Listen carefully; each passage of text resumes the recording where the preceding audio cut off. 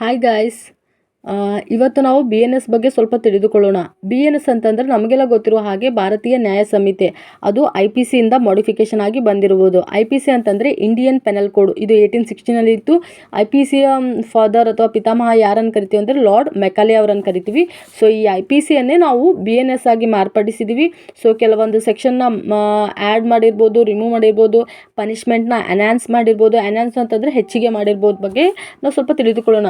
Especially ನಾವು ಇವತ್ತಿನ ಕ್ಲಾಸಲ್ಲಿ BNS ಬಗ್ಗೆ ಇರುವಂತಹ ಹೊಮ್ಯಾನ್ಸ್ ರಿಲೇಟೆಡ್ ಆಗಿರುವ ಸೆಕ್ಷನ್ ಬಗ್ಗೆ ತಿಳಿದುಕೊಳ್ಳೋಣ.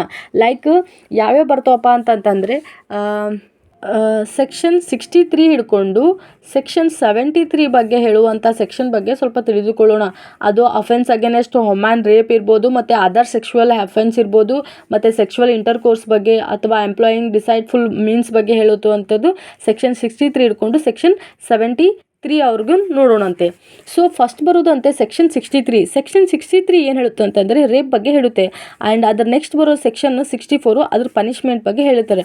ಇವಾಗ ಯಾವುದಾದ್ರೂ ರೇಪ್ ಆದ ತಕ್ಷಣ ಅವರಿಗೆ ಮಿನಿಮಮ್ ಅಂತಂದರೆ ಮಿನಿಮಮ್ 10 ಇಯರ್ ಬಿಲೋ ಅಂತೂ ಕೊಡಲ್ಲ. ಮಿನಿಮಮ್ 10 ಇಯರ್ ಜೈಲ್ ಆಗಿರ್ಬೋದು, ಅವ್ರಿಗೆ ಫೈನ್ ಕೊಡ್ಬೋದು ಅಥವಾ ಬೋತು ಕೊಡ್ಬೋದು, ಅವರಿಗೆ ಮೆಡಿಕಲ್ ಟ್ರೀಟ್ಮೆಂಟ್ ಚಾರ್ಜಸ್ ತೊಗೊಳ್ಬೋದು ಇರ್ಬೋದು, ಅಥವಾ ಡೆತ್ ಪನಿಷ್ಮೆಂಟ್ ಕೂಡ ಕೊಡೋದನ್ನು ನಾವು ನೋಡಿದ್ದೀವಿ. ಸೊ ಇಲ್ಲಿ ಕೆಲವೊಂದು ಕಂಡೀಷನ್ ಇದೆ. ಈ ಕಂಡೀಷನ್ ಅಪ್ಲೈ ಮಾಡಿಕೊಂಡು ನಾವು ರೇಪ್ ಅಂತ ಹೇಳಿ ಕನ್ಸಿಡರ್ ಮಾಡೋದು ಒಂದು ಸೆಕ್ಷುವಲ್ ಇಂಟರ್ಕೋರ್ಸ್ ಆದಾಗ. ಆ್ಯಂಡ್ ಕೆಲವೊಂದು ಸರ್ಕಮ್ಟೆನ್ಸ್ ಬರುತ್ತೆ. ಯಾವ್ಯಾವ ಸರ್ಕಮ್ಟೆನ್ಸ್ ಬರುತ್ತೆ ಅಂದರೆ ಅಗೇನೆಸ್ಟ್ ಹರ್ ವಿಲ್ ಇರ್ಬೋದು, ವಿತೌಟ್ ಹರ್ ಕನ್ಸೆಂಟ್ ಇರ್ಬೋದು.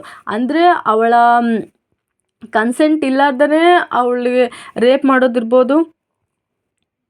ಆ್ಯಂಡ್ ನೆಕ್ಸ್ಟ್ ಬರುವಂಥ consent obtain under fear of death or hurt. ಅಂದರೆ ಅವಳಿಗೆ ಹೆದರಿಸಿ, ಬೆದರಿಸಿ ಅವಳ ಮೇಲೆ ಲೈಂಗಿಕವಾಗಿ ಏನಂತಾರಲ್ಲ ಕ್ರಿಯೆ ಮಾಡ್ಬೋದನ್ನು ಅದನ್ನು ನೋಡಿ ರೇಪ್ ಅಂತ ಹೇಳಿ ಕನ್ಸಿಡರ್ ಮಾಡ್ಬೋದು. ಆ್ಯಂಡ್ ಅನ್ಸೌಂಡ್ ಮೈಂಡ್, ಅವಳೇನಾದರೂ ಮಾನಸಿಕವಾಗಿ ಅಸ್ವಸ್ಥ ಇದ್ದವಳು ಅಂತಂದರೆ, ಅಥವಾ ಇಂಟಾಕ್ಸಿಕೇಷನ್ ಅಂತಂದರೆ ಅಮಲಲ್ಲೇ. ಸೊ ಅಮಲಲ್ಲಿ ಏನಾದರೂ ಮಾಡಿದರೆ ಅದನ್ನು ರೇಪ್ ಅಂತ ಹೇಳಿ ಕನ್ಸಿಡರ್ ಮಾಡ್ತಾರೆ. And below the age of 18 years. So below the age of 18 years ಅಲ್ಲಿ ನೀವು ಕನ್ಸೆಂಟ್ ತಗೊಳ್ಳಿ ಬಿಡಿ, ಸೊ ಅದು below the age of 18 years ಇದ್ದರೆ ಅದನ್ನು ರೇಪ್ ಅಂತ ಹೇಳಿ ಕನ್ಸಿಡರ್ ಮಾಡ್ತಾರೆ. ಸೊ ಇವಾಗ ರೇಪಲ್ಲಿ ನಾವು ಕನ್ಸಿಡರ್ ಮಾಡಿದ್ರೆ ಇವಾಗ ಇವನ್ ಬೆಂಚ್ ಮಾರ್ಕ್ ಕೇಸ್ ಅಥವಾ ಫೇಮಸ್ ಆಗಿರೋ ಕೇಸ್ ನೋಡಿದ್ರೆ ನಿರ್ಭಯ ಕೇಸ್, ಅದು 2012 ನಡೆದಿರುವಂಥದ್ದು. ಇದು ಡೆಲ್ಲಿಯಲ್ಲಿ ನಡೆದಿರುವಂಥ ಕೇಸು. ಸೊ ಇಲ್ಲಿ ಏನಾಗಿರ್ತಾರೆ ಅಂತಂದರೆ 6 ಮಂತ್ಸ್ ಇರ್ತಾರೆ. ಸೊ ಆ 6 ಮಂತ್ಸ್ ಏನು ಮಾಡ್ತಾರೆ ಅಂತಂದರೆ ಒಂದು ಬಸ್ಸಲ್ಲಿ ಈವ್ನಿಂಗ್ ಟೈಮಲ್ಲಿ ನಡೆದಿರುವಂತಹ ಒಂದು ಘಟನೆ ಇದು ಆಗಿರ್ತದೆ. ಸೊ ಅಲ್ಲೇನಾಗ್ತದೆ, ಈ ಕೃತ್ಯ ನಡೆದಿರ್ತದೆ. ಸೊ ಅದು ಲೈಂಗಿಕ ಅಪರಾಧ ಆಗಿರ್ತದೆ. ಸೊ ಈ 6 ಜನರಲ್ಲಿ ಏನು ಮಾಡ್ತಾರೆ ಅಂದರೆ 4 ಜನಕ್ಕೆ ಏನು ಮಾಡ್ತಾರೆ ಅಂತಂದರೆ ಡೆತ್ ಪನಿಷ್ಮೆಂಟನ್ನು ಕೊಡ್ತಾರೆ. ಸೊ ಇದೊಂದು ಡೆತ್ ಪನಿಷ್ಮೆಂಟ್ ಕೊಟ್ಟಿರೋದು. ಮತ್ತು ಅಲ್ಲಿರುವಂಥ ಒಬ್ಬನೇನು ಮಾಡ್ತಾನೆ ಅಂತಂದರೆ ಜೈಲಲ್ಲಿ ಏನು ಮಾಡ್ತಾನೆ ಅಂದರೆ ಸುಸೈಡ್ ಮಾಡ್ಕೋತಾನೆ. ಸೊ ಸೂಸೈಡ್ ಮಾಡ್ಕೊತಾನೆ. ಸೊ ಇನ್ನೊಬ್ಬನೇ ಇರ್ತಾನಲ್ಲ, ಆ ಇನ್ನೊಬ್ಬನೇನಾಗಿರ್ತಾನೆ ಅಂದರೆ 15 ಇಯರ್ಸ್ ಏಜ್ದವನು ಇರ್ತಾನೆ. ಸೊ 15 ಇಯರ್ಸ್ ಅಂದರೆ below the age of 18 years. So BNS consider ಮಾಡೋದು ಅಂತಂದರೆ ಚೈಲ್ಡ್ ಅಂತೇಳಿ ಕನ್ಸಿಡರ್ ಮಾಡ್ತಾರೆ. ಸೊ ಈ 15 ಇಯರ್ಸ್ ಇರುವ ಸಲುವಾಗಿ ಅವ್ರಿಗೆ ಏನು ಮಾಡ್ತಾರೆ ಅಂದರೆ ಜುವೆನೈಲ್ ಜಸ್ಟಿಸ್ಗೆ ಕಳಿಸ್ತಾರೆ.